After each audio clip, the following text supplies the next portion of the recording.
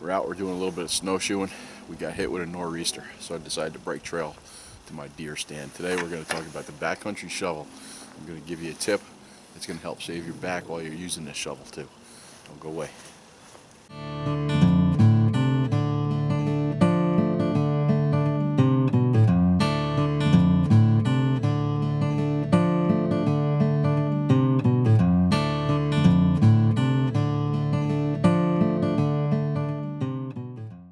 Okay, so we're talking about the backcountry shovel today. It's the winter time.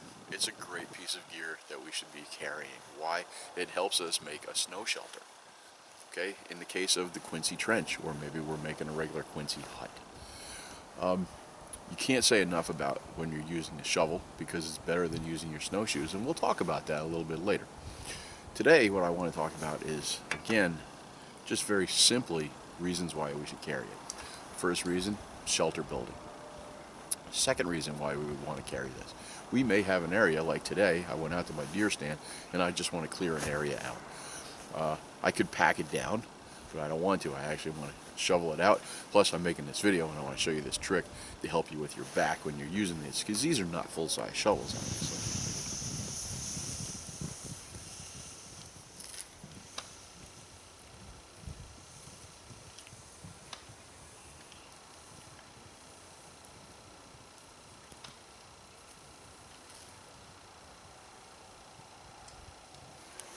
Third reason why we would want to carry this shovel. If you're in a high peak situation, if you're up in the Adirondacks, or if you're in the White Mountains, or if maybe you're out west and you're up high in the Rockies or anything, this is the single most basic piece of avalanche safety equipment and recovery equipment that you could carry, let alone a probe and a beacon, which you should be doing too. And we'll discuss that in further videos. Let's take a look at how it's constructed. This is an older one. This is made by Bowline, and it is telescoping, so pull it out to here. All right, it extends it out. You're still going to have a lot of bending and twisting while you're using this shovel.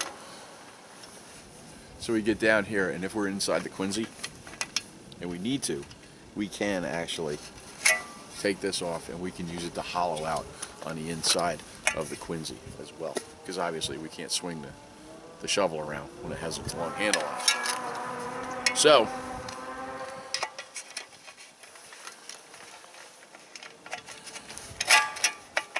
okay, this is several years old, and there's many new ones that are out there. This one is made with aluminum. Other ones are made with a hard plastic or carbon fiber, I believe, as well. Doesn't matter. Look into them. Find out one that you like within your budget. Okay? Now, let's show you that little trick that we're going to do. I don't really have to explain to you how to shovel. Everybody knows how to shovel for the most part. But look, it's very small. All right, so we're going to be doing a lot of bending.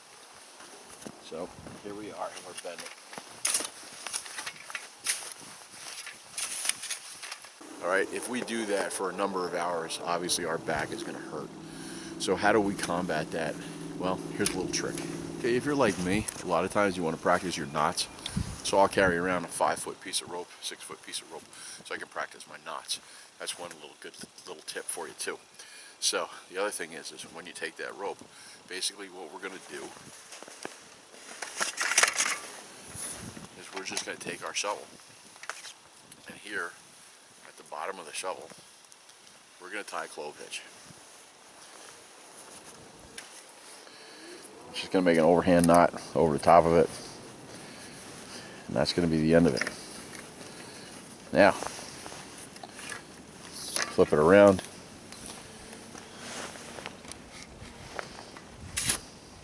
Now, we're going to tie a bowline, or bowline.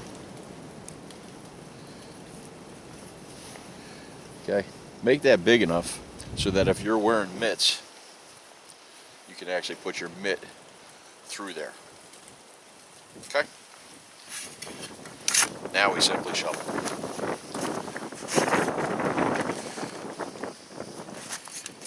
Shovel.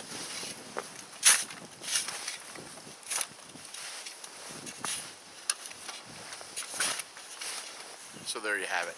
This way you're not bending as much. You can actually shovel a little bit and throw it a little bit further than if you were just bent over and you were moving it. It's always not going to come and be applicable to every single situation that you're going to use your shovel for, but it is going to help you a little bit. It's going to help your back.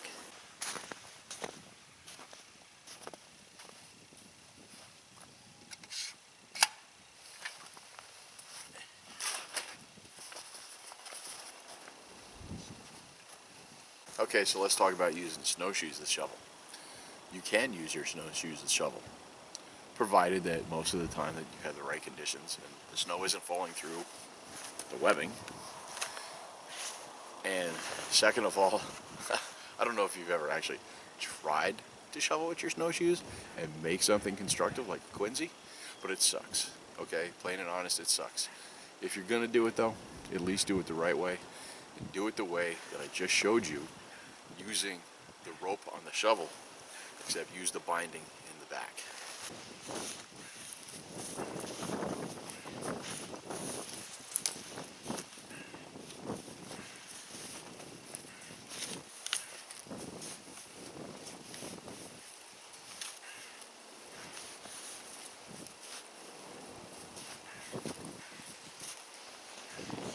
Some pros and cons. One, if you're using traditional snowshoes, like a bear paw or a Huron, those are going to be your better snowshoes. They're wider, greater surface area, you can move more snow. If you're using Ojibwe's, that's not going to really do any good. You can still do it, it's just not going to be as efficient. Same thing with a pair of Alaskans or modified bear paws. If you're using modern snowshoes, again the same thing, very narrow. Okay, let's take a look at those. Here's your modern snowshoe. Again, as you can see, very narrow. You're not going to move a lot of snow and it's going to take you that much longer. Using either modern or a traditional snowshoe, you're going to do it the same way as you used the rope on the shovel. One last thing finally, in reference to using snowshoes to shovel or move snow. Take into consideration this, you're wearing snowshoes for a reason, for flotation. You want to stay above the snow. If you're in a high snow area, you may or may not take your snowshoes off and drop waist deep in snow. So remember that before you take your snowshoes off to shovel with them. Always pack an area down that you could stand firmly and then go ahead and proceed with what you're doing. Again, that's my argument for just carrying a shovel. So, Brian from Snowwalker Outdoors. Thanks for your views and your comments. Know before you go, walk the woods.